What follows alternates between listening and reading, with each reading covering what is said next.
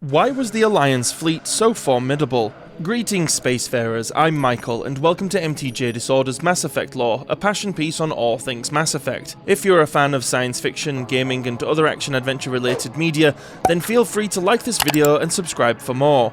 Possessing more firepower and protection than a frigate and boasting greater cruising speed and maneuverability than a dreadnought, the standard Alliance cruiser makes up the core of humanity's military might. It is the perfect balance between strength and speed, resilience and versatility, and provides mobile command functions at a fraction of the cost of larger ships. This is our breakdown of the cruisers of the Systems Alliance Navy.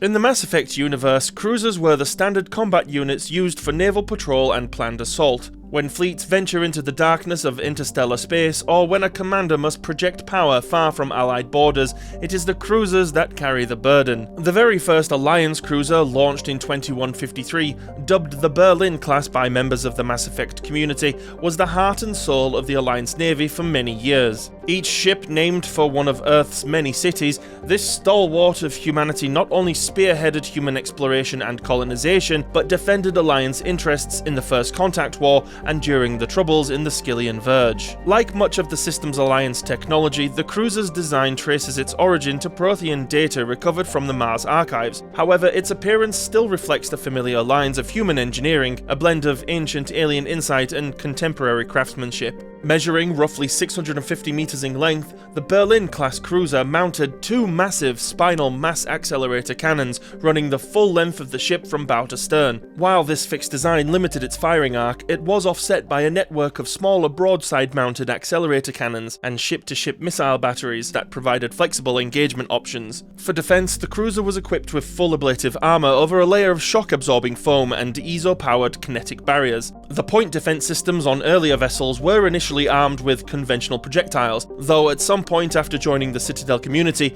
these were upgraded to the standard Guardian lasers seen aboard all ships of the Citadel fleet. This class was one of humanity's first ships powered purely by an ESO drive core, and utilized both Mass Effect fields to generate faster-than-light travel and high-performance anti-proton thrusters for sublight maneuvering. A typical crew complement numbered around 320 officers and enlisted personnel, supported by a detachment of 50 Alliance Marines. With up to 2 internal hangars, each cruiser could deploy as many as 12 short-range shuttles and fighters. Its cargo bays were equally versatile, capable of storing armored vehicles, tanks, and hovercraft for planetary operations, transforming the vessel into a fully functional mobile command platform. Operating independently, a single Berlin cruiser possessed the range, armament, and versatility to conduct precision strikes and extended missions against pirates and mercenary fleets with little to no outside support. Sadly, by the year 2185, it was largely replaced by the newer, more advanced York class, also dubbed by the fans, and as a result, it was reduced to escort roles, though many ships of the class continued to earn their place among the fleet and served primarily as light cruisers.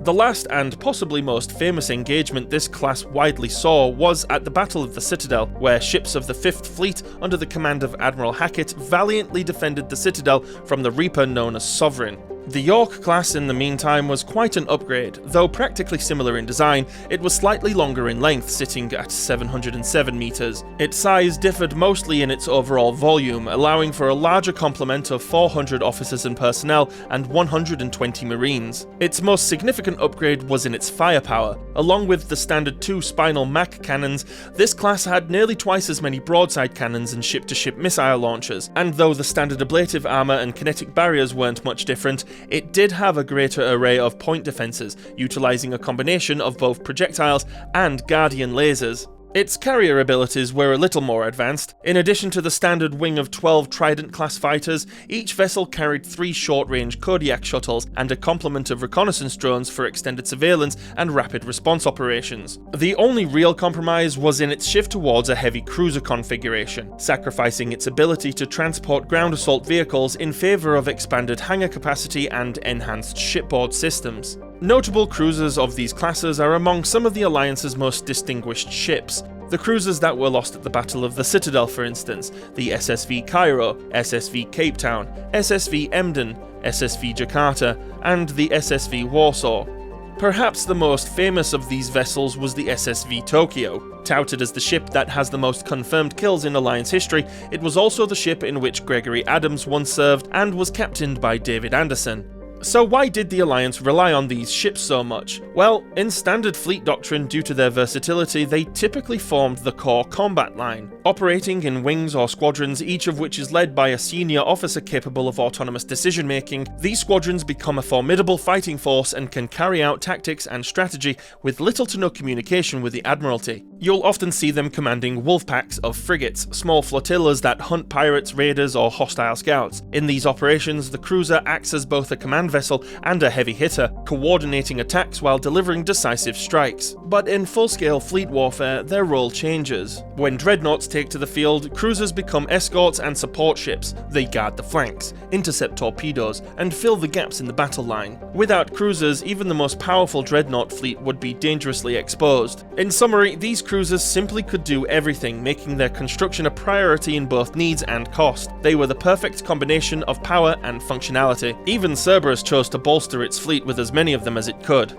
The Alliance Navy's strength was never just in its dreadnoughts or its cutting-edge technology, it was in these ships that first carried humanity across the stars. Cruisers like the Berlin and York class turned scattered colonies into a unified front, their names a reminder of the world that gave them purpose. From Earth to the edges of the Traverse, they stood as the living heartbeat of the Systems Alliance, proof that humanity's reach and its will to endure could never be contained. Thanks for watching. What are your thoughts on these unsung heroes that laid the groundwork for humanity? Let me know in the comments section. For more Mass Effect content, don't forget to like, share, and subscribe to the channel if you haven't already, and hit the bell notification icon to be informed of the next video. If you'd like to learn more about the history of the Systems Alliance, then there is a playlist you can check out right here. Keyless Ally, my friends, and until next time. I should go.